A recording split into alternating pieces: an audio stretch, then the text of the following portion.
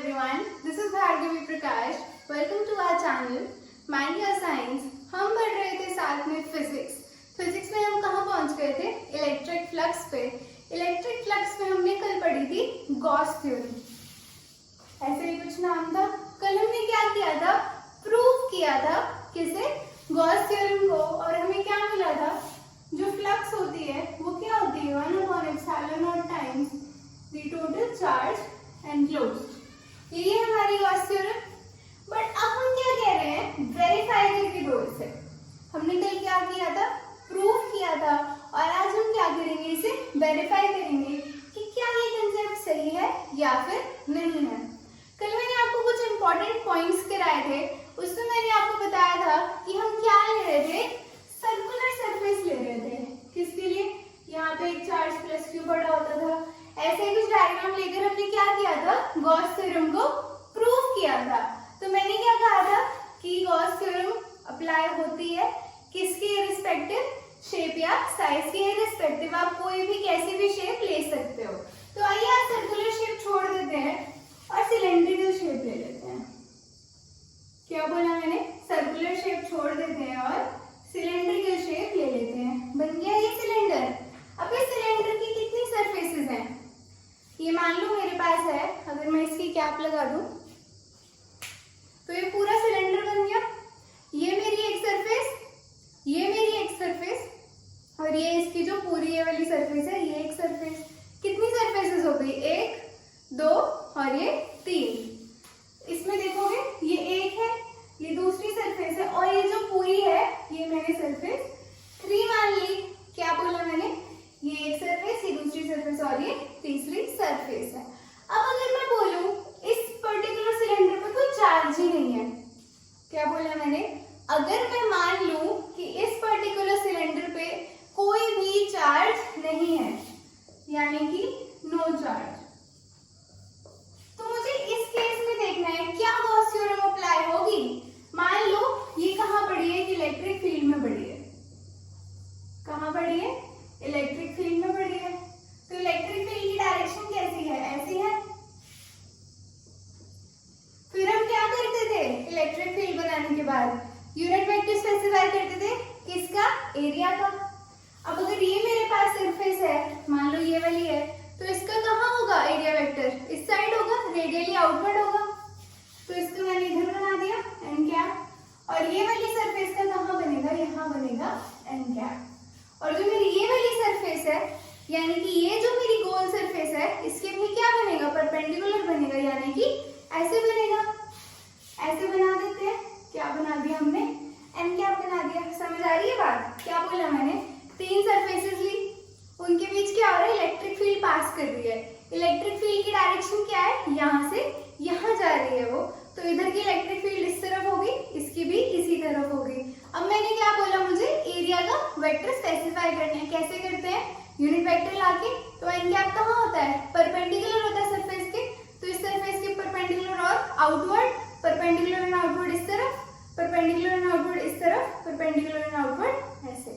तो ये 3 ही मैंने क्या करे हैं? डायग्राम में बना दिए हैं। अब अगर ये है तो अगर मैं सरफेस 1 के लिए निकालूं, फॉर सरफेस 1, ये वाली जो मेरी सरफेस है, ये वाली अलग से बना लेते हैं। ये मेरी सरफेस 1 है।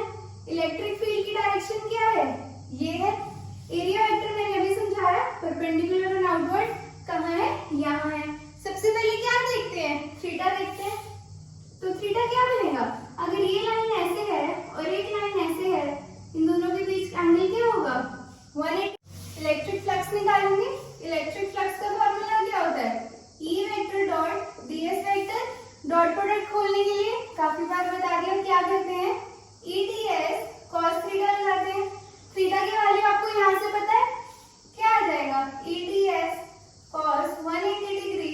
कॉस 180 कितना होता है? -1 होता है। और -1 इंटू ईडीएस करोगे तो माइनस ईडीएस बन जाएगा। अब ये ईडीएस 1 ले लेते हैं। ये मान लो हमारी सरफेस 1 है, तो हमने इसका स्मॉल एरिया डीएस 1 ले लिया। ठीक है। अब फॉर सरफेस 2 करते हैं। फॉर सरफेस 2, सेकंड सरफेस कौन सी है? मेरी ये वाली है। इलेक्ट्रिक फील्ड की डायरेक्शन ये है, और इसका यूनिट वेक्टर भी कहाँ है, परपेंडिकुलर एंड आउटवर्ड है। इसके लिए क्या निकालेंगे, फाई 2 निकालेंगे, ये फाई 1 था, ये फाई 2 है, क्या आ जाएगा, E vector dot ds 2 vector, ठीक है, ये ds1 कर लो, तो ये क्या आ जाएगा फिर से ETS cos थीटा। अब इसमें थीटा निकालेंगे, ये E है और ये N है, अगर मैं N को उठा के इसके ऊपर रख दूं, मतलब यहाँ रख दूं, तो इनके बीच थीटा कितना बन रहा है, 0 बन रहा है। ये मेरी एक लाइन और ये मेरी दूसरी लाइन, मेरी उंगली, तो एंगल कितना है, कोई एंगल नहीं है, एंगल ऐसे बनता, तो ये क्या है 0 डिग्री है, तो थीटा कितना आ गया, 0 आ गया। ETS cos 0, cos 0 कितना होता है, 1 होता है, तो ये क्या आ गया, ETS 2 आ गया हमारे पास, ठीक है। अब अगर आप ध्यान से देखो कौन सी सरफेस बची है, थर्ड सरफेस, पहले थर्ड सरफेस के लिए भी निकाल लेते हैं। फॉर सरफेस 3 फाई 3 निकालेंगे, कौन सी सरफेस है ये वाली पूरी, ये थर्ड सरफेस थी हमारी। इलेक्ट्रिक फील्ड की डायरेक्शन कहाँ है, ऐसी है, और यूनिट वेक्टर कहाँ है, ऐसा है, तो थीटा कितना दिख रहा है, क्लियरली 90 डिग्री दिख रहा है। ये मेरी क्या है, फील्ड लाइन है, यूनिट वेक्टर कैसा है, परपेंडिकुलर है, एंगल कितना दिख रहा है 90 डिग्री, 90 डिग्री लिख दिया। फाई 3 कितना आ जाएगा, सीधा कर रही हूँ, ETS 3 cos 90 डिग्री, cos 90 कितना होता है, 0 होता है, तो ये कितना आ गया, 0 आ गया। ये हमारा फाई 1 फाई 2 और ये मेरा क्या आ गया, फाई 3 आ गया। अब देखो ये जो मेरा एरिया है कौन सा है, DS1, और जो मेरा ये एरिया है DS2, ये क्या होंगे, इक्वल होंगे, क्यों होंगे, जितना एरिया इसका है उतना ही एरिया आगे होगा, क्योंकि ये क्या है, यूनिफॉर्म सिलेंडर है, तो जितना रेडियस इसका है R उतना ही रेडियस इसका है R, यानी कि इस पूरे का रेडियस भी कितना है, R है, तो DS1 क्या हो गया, DS2 के इक्वल हो गया, DS1 is equal to DS2, इसे मान लो DS के इक्वल, ठीक है। अब हमें क्या करना है, टोटल फ्लक्स निकालेंगे, टोटल निकालने के लिए क्या करते हैं हम लोग, ऐड करते हैं, तो ऐड कर लेंगे, क्या निकालेंगे, टोटल फ्लक्स क्या आएगी, phi is equal to phi 1 plus phi 2 plus phi 3, ये कितना है माइनस ETS लिख रही हूँ मैं इसे, क्योंकि DS1 और DS2 क्या है, इक्वल है, और मैंने इन दोनों को क्या मान लिया है, DS मान लिया है, प्लस ETS और plus 0, minus ETS plus ETS और प्लस 0 है ये, तो ये क्या आएगा, 0 आ गया। ये क्या हो गया यार, ये तो कुछ समझता ही नहीं आया, हम निकाल ही जा रहे थे आंसर, तो 0 आ गया। क्या हुआ ये मैंने क्या बताया, ये जो सिलेंडर था इस पे कोई भी चार्ज था ही नहीं, और हमें फ्लक्स का फॉर्मूला क्या आता है, 1/ε0 टाइम्स द टोटल चार्ज। अब चार्ज की वैल्यू तो क्या थी, 0 थी, यानी कि फ्लक्स भी कितना होगा, 0 होगा, और यही मैंने यहाँ पर पहले ही प्रूव करके आपको दिखा दिया, ताकि मैं ये बोलूँ तो आप कंफ्यूज ना हो जाओ, इसलिए पहले हमने सिलेंडर का केस लिया। क्या हो रहा था इसमें, कहाँ पड़ा है ये, इलेक्ट्रिक फील्ड में पड़ा था, इसके ऊपर कोई भी चार्ज नहीं था, यानी कि चार्ज कितना था, 0 था। ये बात याद रखिए, चार्ज लगा दोगे तो फ्लक्स आएगी, ठीक है। यहाँ पे हमने चार्ज नहीं लिया है, चार्ज कितना है, 0 है।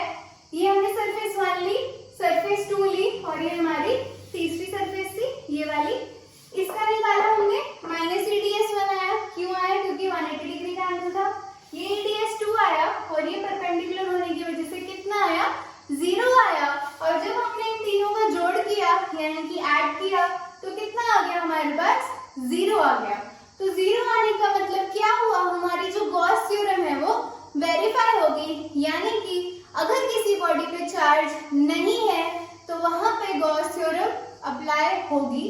कैसे होगी, क्योंकि चार्ज 0 होने की वजह से फ्लक्स क्या है, 0 है, यानी कि गॉस थ्योरम क्या है, सही है, क्योंकि गॉस थ्योरम किस पे डिपेंड करती है, कल इंपॉर्टेंट पॉइंट्स में पढ़ा था हमने, गॉस थ्योरम डिपेंड करती है, फ्लक्स किस पे डिपेंड करता है, चार्ज और परमिटिविटी पे। तो अगर चार्ज ही 0 है तो फ्लक्स भी क्या होगी, 0 होगी, और यही हमें कौन बता रहा था, गॉस थ्योरम बता रही थी।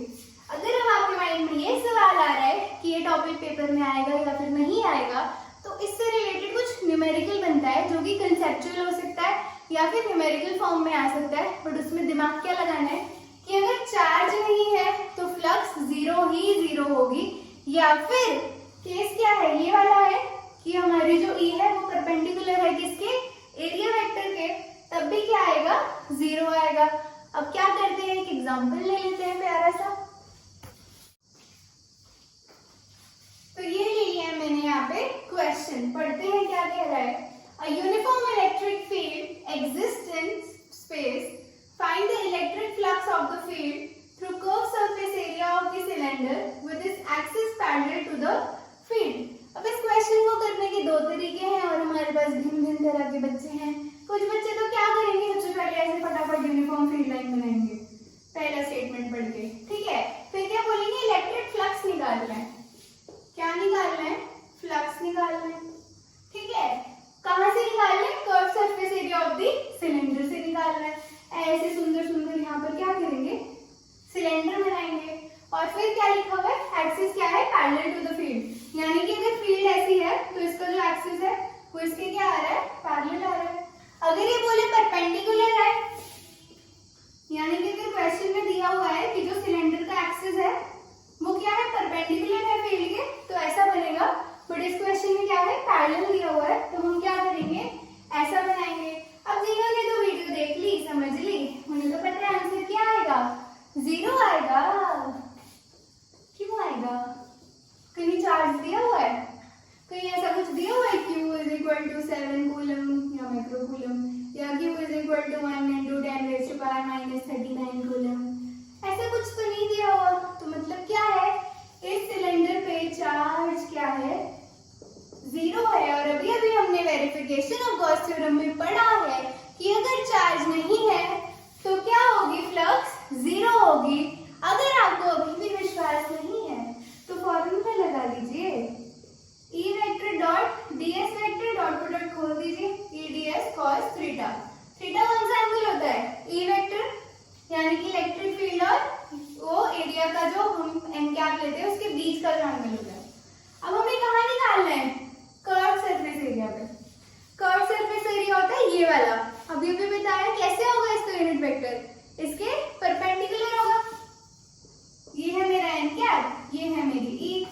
कैसा है ये, कुछ ऐसा केस बन रहा है, एन कैप और ये मेरी ई है।